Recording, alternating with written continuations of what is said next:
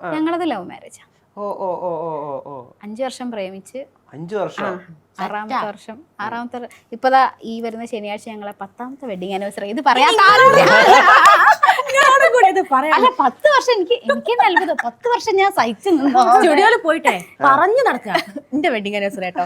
വിഷയം ഇതേക്ക് അങ്ങോട്ട് വിഷയം മനസ്സിലാവുന്നില്ല എനിക്ക്. അല്ല എനിക്ക് തന്നെ അത്ഭുതം. ഞങ്ങൾ അങ്ങോട്ട് പോയി പിന്നെ അവിടെ നിന്ന് വളച്ചു വീഴ്ത്തിയതാ അങ്ങനെ ചോദിച്ചാല് അല്ലേ?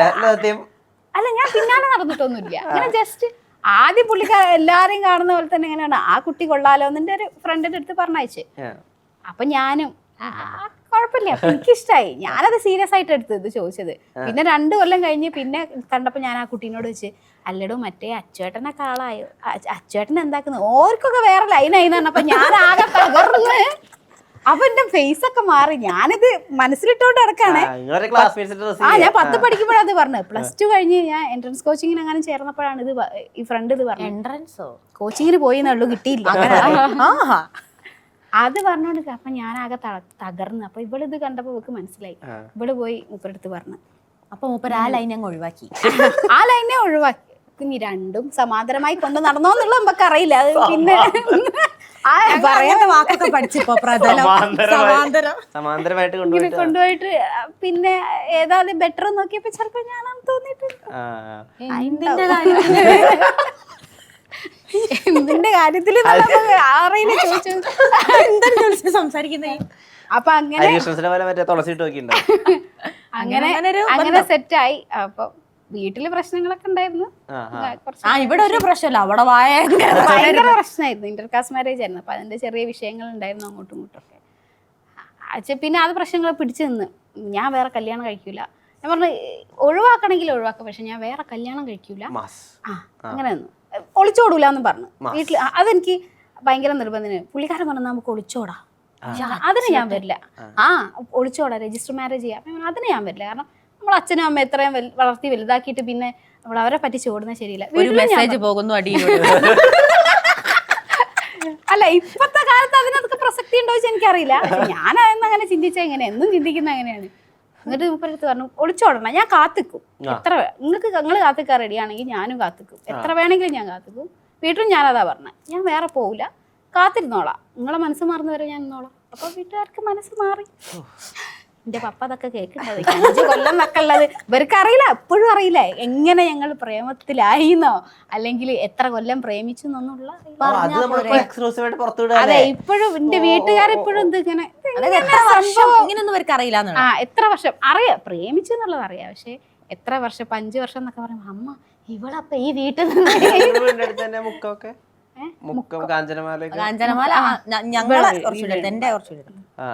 അങ്ങനെ പ്രേമിച്ച് അങ്ങനെ കല്യാണം കഴിച്ച് മൂപ്പര തലയിലായി. മൂപ്പര് പറയുന്ന മൂപ്പര തലയിലായി. പ്രശോഭ് എന്നാ പേര്, പ്രശോഭ്. മോള് ഇഷാനി. ഇപ്പം മോള് 2nd സ്റ്റാൻഡേർഡിൽ പഠിക്കുക.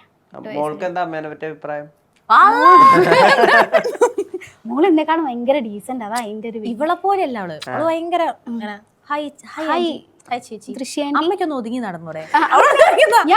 ആ ഭൂതത്തിന്റെ സ്കിറ്റിൽ ഫസ്റ്റ് എൻട്രി ഉണ്ട്. അപ്പൊ ഞങ്ങൾ എല്ലാരും കൂടെ ഇങ്ങനെ ഇരുന്ന് കാണുക സ്കിറ്റ്. അമ്മായിമ്മ ഉണ്ട്, അച്ഛനുണ്ട്, അച്ഛൻ, അമ്മ, ഞാന്, ഹസ്ബൻഡ് എല്ലാരും കൂടെ ഇരുന്ന് കാണുന്ന സമയത്ത് ഇവള് ഈ എൻട്രിയിൽ ഞാനൊരു പ്രത്യേക സ്റ്റെപ്പ് കളിച്ചു വരുമ്പോ ഇവള് എന്നെ അങ്ങനെ തിരിഞ്ഞു നോക്കി, എന്താണ് അമ്മയെ കാണിക്കുന്നത്? ഇവക്ക് അങ്ങനെയൊക്കെയാ. അമ്മയ്ക്ക് സ്റ്റാൻഡേർഡിൽ അങ്ങനെ പറയും. ദൃശ്യാന്റി അതുണ്ടല്ലോ, ദൃശ്യന്റെ കേശു ഉറങ്ങിയോ? കേശു ഉറങ്ങിയില്ല. ഇവളുടെ ഫോട്ടോസ് ചെറിയ കോപ്പി കോപ്പിയാണ്. പക്ഷെ സ്വഭാവം തീരെ ഞങ്ങൾ രണ്ടുപേരായിട്ട് മാച്ച് അല്ല. ഞങ്ങൾ ഭയങ്കര വൈബിന്റെ ആൾക്കാരാണ്. എക്സ്ട്രാ ഡീസന്റ് അവള്. അവള് പ്രായത്തിനേക്കാളും ഭയങ്കര ഉപദേശമൊക്കെ തരും എനിക്ക്. അമ്മ കുറച്ചുകൂടെ കേശുവിന്റെ മോനെ ഭയങ്കര വികൃതിയാ. ഒരു മാന്ത് ഇവിടെ അങ്ങ് മാന്തി ഇവിടെ ഇങ്ങനെ പാട് വന്നേ നമ്മളൊക്കെ അവിടെ കരയും. ഇഷാനിന്റെ കണ്ണ് നിറഞ്ഞിരിക്കും. എന്നിട്ട് ഇഷാനി വേദനിക്കുന്നുണ്ടോ? ഇല്ല ആന്റി, കുഴപ്പമില്ല. കുഴപ്പമില്ല, ചെറിയൊരു നീറ്റലുണ്ട്. വെള്ളാക്കിയപ്പോഴേ കണ്ണ് നിറഞ്ഞിരിക്കും. പക്ഷെ വേറെ പിള്ളേരാണെ കരഞ്ഞു. ഇവിടെ അമ്മേനൊക്കെ ഉപദേശിച്ചിട്ടുണ്ട്. ഹസ്ബൻഡിന്റെ അമ്മ ഒരു ദിവസം പെങ്ങളെ മോന് വയ്യാതായി എന്നാണ് കോൾ വന്നപ്പോ ഇങ്ങനെ മോന് വയ്യാതായി അമ്മമ്മ കരയണ്ട, അമ്മമ്മ വിഷമിക്കണ്ട, സൂര്യക്ക് വേഗം മാറിക്കോളും, അമ്മമ്മ വിഷമിക്കണേ, ഇവിടെ നമ്മൾ ഇവിടുന്ന് വിഷമിച്ചിട്ട് കാര്യമില്ലല്ലോ. അവർക്ക് അവിടെ ഡോക്ടറെ കാണിച്ചാൽ മതിയല്ലോ അസുഖത്തിന്, അങ്ങനെ ഇവിടുന്ന് വിഷമിക്കണ്ട, അങ്ങനെയൊക്കെയാ പറയാ. എന്നെ ഉപദേശിക്കും. പറഞ്ഞു വന്നത് ഇവളെക്കാളും ബുദ്ധിയും വിവരവും ഒക്കെ ഉള്ളവരെ നോക്കാം. വരുന്ന തലമുറയിൽ നമുക്ക് പ്രതീക്ഷ അർപ്പിക്കാനാവുന്നു. എനിക്ക് ഒരു പ്രതീക്ഷയില്ല. എങ്ങനെയുണ്ട് മോൻ അടിപൊളിയാ. അടിപൊളിയാന്ന് വെച്ചാൽ അവന് ഇപ്പോഴേ മിമിക്രി ഒക്കെ ചെയ്യും കേട്ടോ. ബമ്പർച്ചിരിയില് അല്ലോ കുറച്ചും കൂടെ ബെറ്ററാ. ഞാൻ പഠിപ്പിക്കുന്നല്ലേ, അതാ ഞാൻ പഠിപ്പിക്കും. ഇവള് പഠിപ്പിക്കും. ഇവിടെ പറയാൻ പറ്റുന്ന ഞാൻ പറയുന്നില്ല. നാളത്തെ കുട്ടി ആൾക്കാരായിരുന്നു എല്ലാരും നോക്കും. ഞാൻ അങ്ങനെ എന്റെ കുട്ടിയല്ല. മിമിക്രി, കോഴി, കാക്ക ഇങ്ങനത്തെ ഒക്കെ പറയും. പിന്നെ ബമ്പർച്ചിരിയിൽ ഈ 8ാം മാസം തൊട്ട് വന്നോണ്ട് അവിടെ എല്ലാവർക്കും ഇവനോടും ഭയങ്കര കാര്യമാണ്. നടന്ന് പിച്ച് നടന്നത് അവിടെയാ. കാരണം ഒരു മാസം നമ്മളിങ്ങനെ എല്ലാ ഷെഡ്യൂളും പോവല്ലേ. എല്ലാരും പേരെടുത്താ വിളിക്കുക.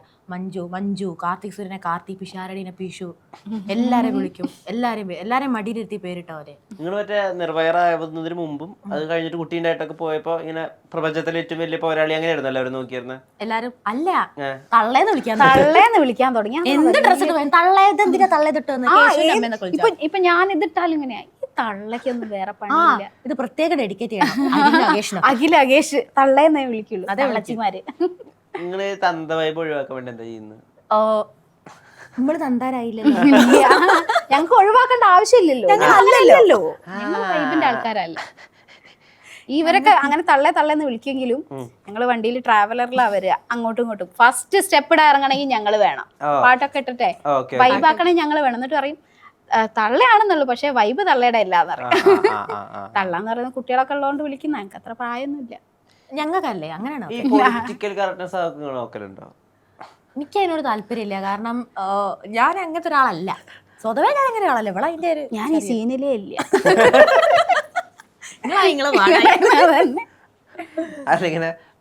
ഞങ്ങളാണ് ഇത് അങ്ങോട്ട് ചോദിച്ചെങ്കിൽ നിങ്ങൾ എന്ത് പറയും?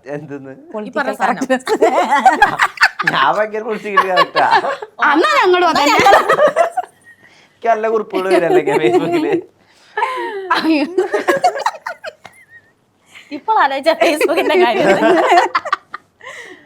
അല്ല നിങ്ങളിങ്ങനെ സ്കിറ്റൊക്കെ ചെയ്യുന്ന സമയത്ത് മറ്റേ ഈ കാർത്തിക് സൂര്യയുടെ ഒക്കെ തലേനൊക്കെ വെച്ച് പറയില്ലേ, തല ഇപ്പൊ ക്രീം കൊണ്ട് തിരിച്ച മാതിരി ഉണ്ട്. അതൊക്കെ ഇപ്പൊ ശരിക്കും അങ്ങനെ ബോഡി ഷെയിം ചെയ്യാൻ പാടില്ല, അങ്ങനെ ശരീരത്തെ പറ്റി പറയാൻ പാടില്ല, അങ്ങനെയൊക്കെ ആണല്ലോ. എന്നാലും അത് കേട്ടിട്ട് ആളുകൾ ചിരിച്ചിട്ടുണ്ട്. വേറെ ആലോചിക്കാണ്ട് അങ്ങനെ ചെയ്യാ എന്നുള്ളത് തന്നെയാണ്. ഇവിടെ ഞാൻ എന്തൊക്കെ പറയുന്നുണ്ട്. ഞാൻ അവിടെ തിരുപ്പതി ലഡു. ഇവള് മഞ്ഞ സാരി ഉടുത്തപ്പോ തിരുപ്പതി ലഡു എന്ന് വിളിക്കുന്നത്. പിന്നെ എന്താ ഭൂതം വന്നപ്പോ ഉജാലക്കുപ്പി. അത് മാത്രമല്ല, നമ്മൾ സ്കിറ്റിനകത്തുണ്ടായിരുന്നു ഇവളിങ്ങനെ ഷോൾ ഇട്ടിട്ട് തിരിഞ്ഞു നിൽക്കുമ്പോ ഇതാരാ ഭരണി തുണിയിട്ട് മൂടിയിട്ടെന്നൊക്കെ ചോദിക്കും. സിമ്പിൾ ആയിട്ട് അത് പറയുന്നതിന്റെ മീറ്ററിനനുസരിച്ചിരിക്കും. നമ്മൾ സിമ്പിൾ ആയിട്ട് പറഞ്ഞിട്ട് പോകുന്ന എത്രയോ ആളുകൾ ചിരിക്കുന്നതും അതാ. ചിരിച്ചു കഴിഞ്ഞിട്ട് കമന്റ് ഇട്ടിട്ട് ചീത്ത പറയുന്നത് ശരിയല്ലല്ലോ. നമ്മൾ ചിരിക്കുമ്പോൾ സിമ്പിൾ ആയിട്ട് പറഞ്ഞിട്ട് പോയ വിഷയമല്ല.